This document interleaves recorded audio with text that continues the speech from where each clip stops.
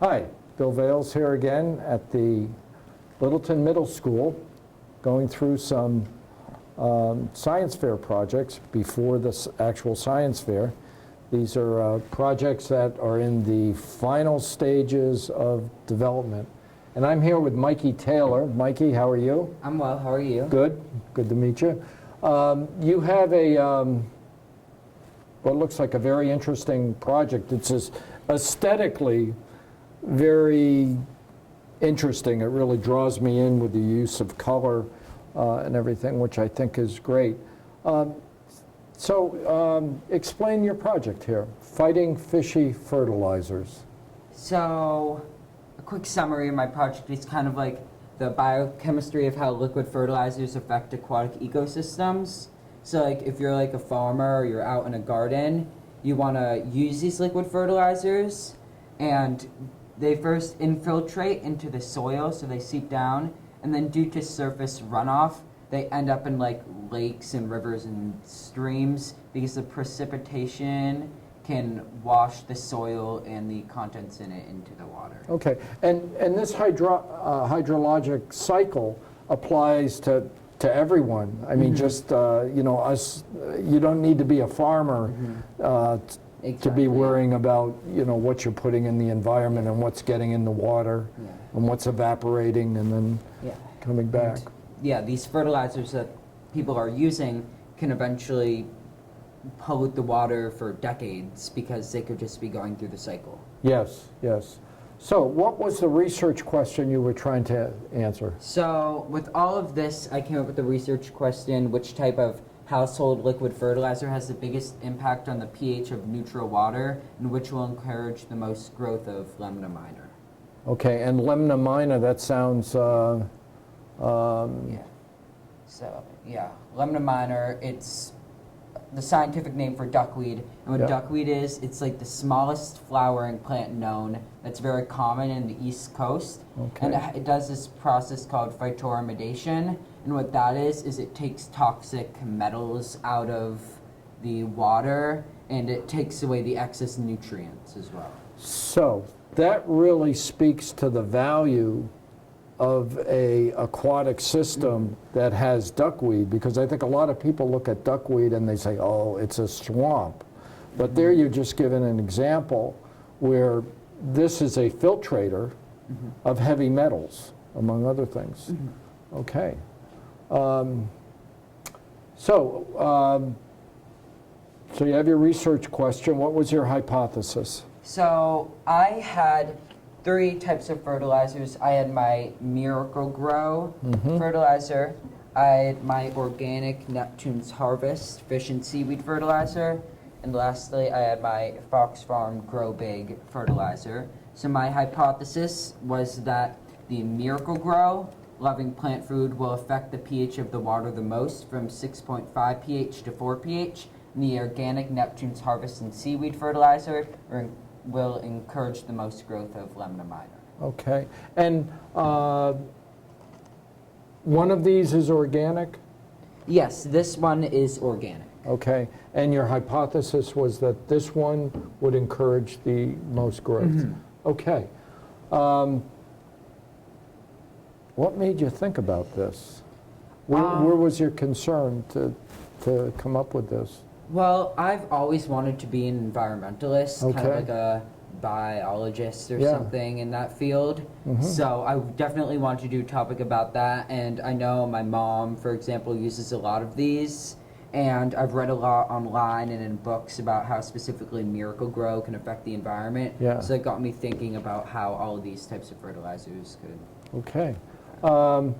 Take us through, so how did you go about proving your hypothesis? So I tested this by having 12 translucent 500 milliliter containers on a table, and these are represented in the graphs from MG, which is the Miracle-Gro, the FS, which is the Neptune's Harvest, the FF, which is the Fox Farm, the C is the control. So we had 3 of each type. Okay, so a milliliter for our audience, how much material is in a milliliter? Well, a milliliter is pretty small. Pretty small, okay. So It's like, if I were to give like a cubic, yeah. Oh, yes. So a milliliter, yeah, it's about one of... one of those gradients? Yes. Okay, okay. And before we go further, can you explain what pH is? So what pH is it's like the acidity or alkaline level of a solution, but more scientifically, it can be found with the mathematical formula pH equals negative log times hydrogen. And what log, it's short for logarithm, and what that means is it's like the number that a base is squared by, or the exponent that a base is squared by, to get the hydrogen ion concentration. Okay. So, for example, a neutral pH of water. You got all that, right? That's good. So, a neutral pH of a water would be 7. Yeah. So, for example, the hydrogen ion concentration would be 0.0000001. And the logarithm of that is -7, but -7 is 7, so that gets you your pH. Okay. Which side of the pH scale is alkaline and which side is acidity? Well, I tested the pH using pH strips, so I have a chart down here. So anything higher from 7 or anything above 7 is alkaline, anything below 7 is more on the acidic side. Okay, okay. All right.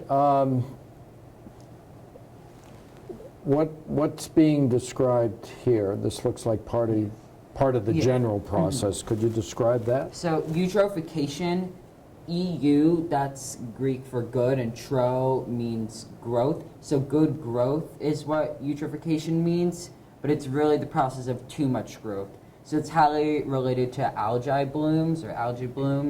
And what that is when there too much of the nutrients like nitrogen and phosphorus P gets into the water due to surface runoff. Yeah. It overgrows it, and then when that dies, it takes too much oxygen, and it causes a depletion of oxygen in the environment, and it can lead to loss of food, habitat, and oxygen production. Yeah, so you wind up with dead water, and the fish can't survive in the water because they breathe water.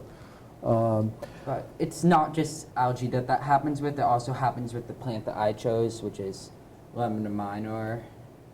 Okay, now is nitrogen and phosphorus, is that an ingredient in, Yes. in these? So that's a common ingredient. You have your concentration amounts here, I see. and in the back you can kind of see all of the ingredients like ammoniacal nitrogen and nitrate nitrogen and things like that. But here, nitrogen is the most acidic material, so that's why this is an acidic fertilizer, and it has a 30 nitrogen, so that's the concentration amount.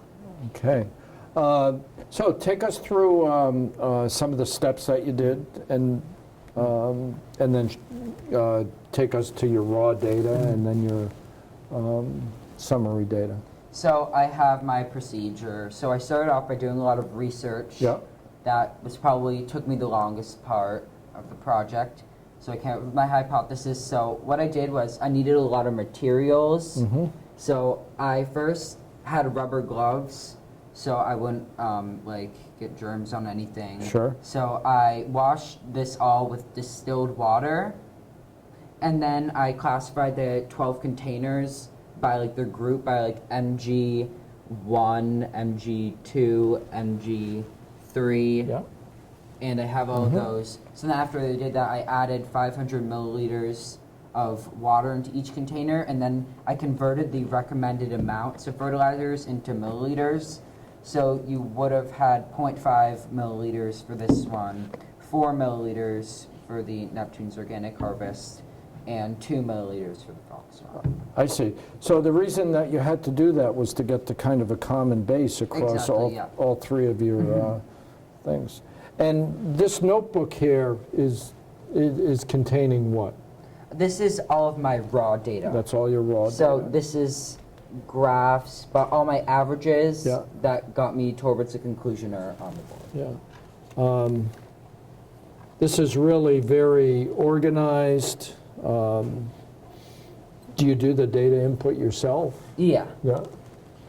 I took it in a notebook. What did you use? I just use Google, Google Did- spreadsheets. Yeah. Now, did you have any particular sources that you favored over another? What were your favorite sources for research? Definitely online. I found a lot more information online than Yeah. written sources. Yeah. I used quite a few sources. I got a lot of information, but I don't know any of the sources on the top of my head. Yeah. Understanding things like this really goes to one dimension of the health of our water, doesn't it? Was that a factor that kind of inspired you to do something like this? Yeah, because I remember, I forget a while ago, but I knew somebody who had a loss because of water. So, yeah, it's kind of a big thing now.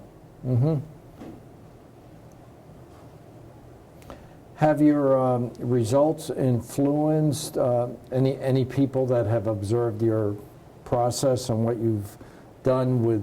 Have you changed anyone's habits in the fertilizers that they use or don't use? Well, I haven't presented yet, but I'm hoping that's what I was trying to get out of this, kind of fighting fishy fertilizers. I'm spreading awareness that you really shouldn't be using these fertilizers and that you should go with some kind of a alternative that's better for the environment. Yeah. I think this is a great project, great motivation to do something like this. I hope people get the message. Once again, I'm speechless. The level of rigor, that I see in this project is astounding. You've really applied some rigor to this. I can tell. Your data is well organized. It's very good. You're going to be at the science fair on? I'm hoping I'll be a little late. I have piano, but. Oh, okay. Piano. Now, I've wanted to learn piano too. This is great. I wish you a lot of luck with this. I'm very impressed, Mikey. Thank you. Thank you very much.